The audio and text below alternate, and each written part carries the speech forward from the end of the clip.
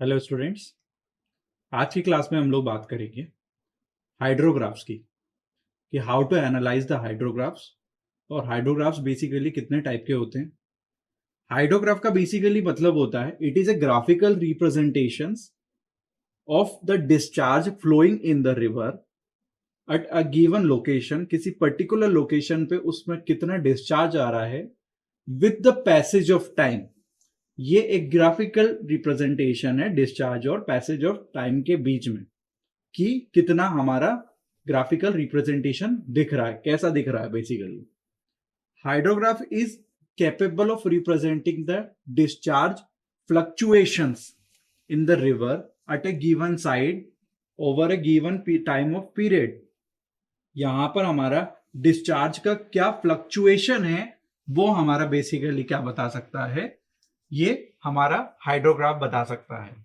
Hydrograph basically हमें peak flow भी दे सकता है विच इज जनरली इंपॉर्टेंट हमारे किस में, design of hydraulic structures eight that side. यदि हमें किसी भी हाइड्रोलिक स्ट्रक्चर को डिजाइन करना है या वापस से रीडिजाइन करना है तो हमारा बेसिकली वहां का डिजाइन डिस्चार्ज भी बता सकता है या पीक फ्लो बता सकता है कि इतना पीक फ्लो आ रहा है।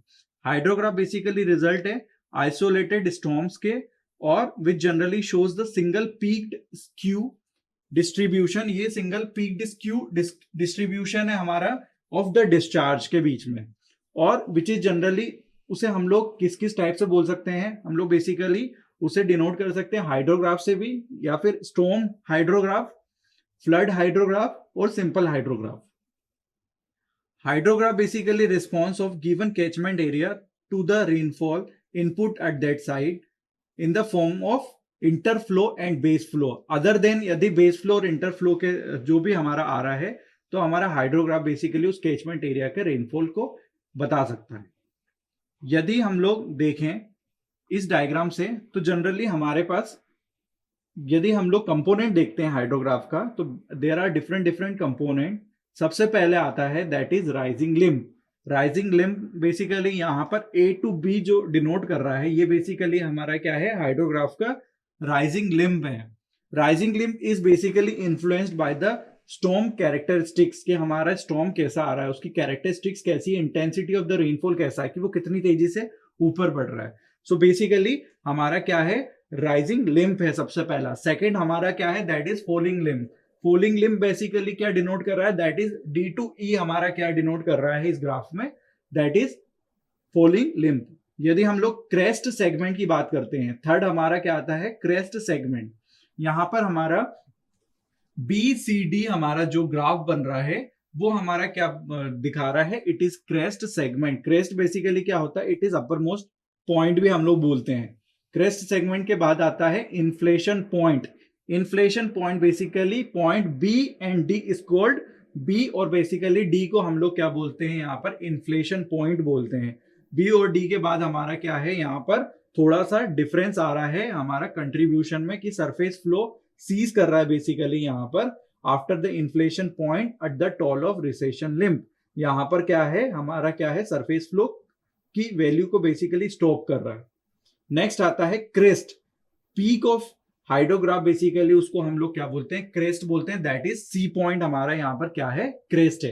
Area of hydrograph basically A C, A B C D and E, it shows the direct run off. यहाँ पर ये जो हमारा दिखा रहा है ये डायरेक्ट रन ऑफ को शो कर रहा है, जो भी इसका एरिया है basically.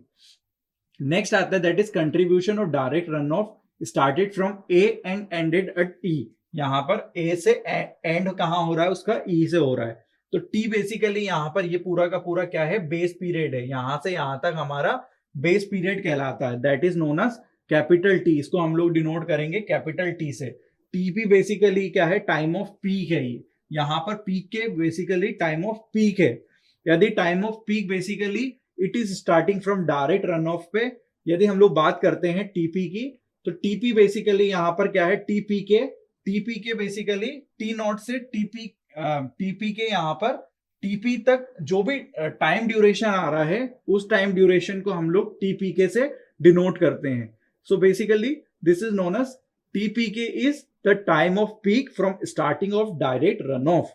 D is the period of D is a time period of storm. ये पूरा का पूरा क्या है, डी जो पीरियड है बेसिकली वो कैपिटल डी से डिनोट करेंगे कि हमारा यहां से यहां तक का स्टॉर्म पीरियड बेसिकली कितने का है।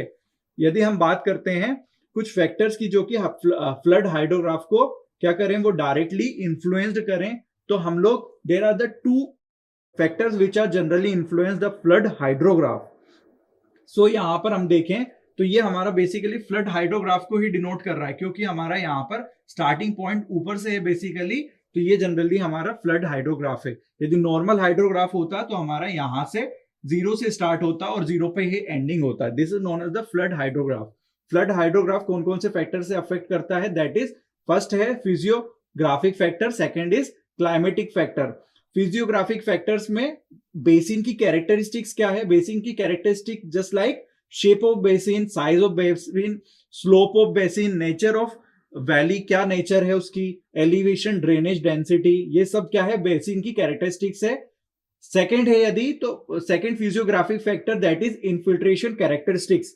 इनफिल्ट्रेशन कैरेक्टरिस्टिक्स में basically land use and cover, soil के टाइप क्या है, जियोलॉजिकल कोऑर्डिनेशन क्या है उसका, कंडीशन क्या है geologically, and third one basically lake, swamps and other storage क्या है वहां पर, तो वो इन्फिल्ट्रेशन कैपेसिटी भी बेसिकली फिजियोग्राफिक फैक्टर्स में आएगी। थर्ड फिजियोग्राफिक फैक्टर है दैट इज चैनल की कैरेक्टरिस्टिक्स क्या है, क्या क्रॉस सेक्शन है उसके, रफनेस इंडेक्स क्या है, बेसिकली स्टोरेज कैपेसिटी क्या है उस चैनल की। सेकेंड आता है दैट इज क्लाइमेटिक फैक्टर।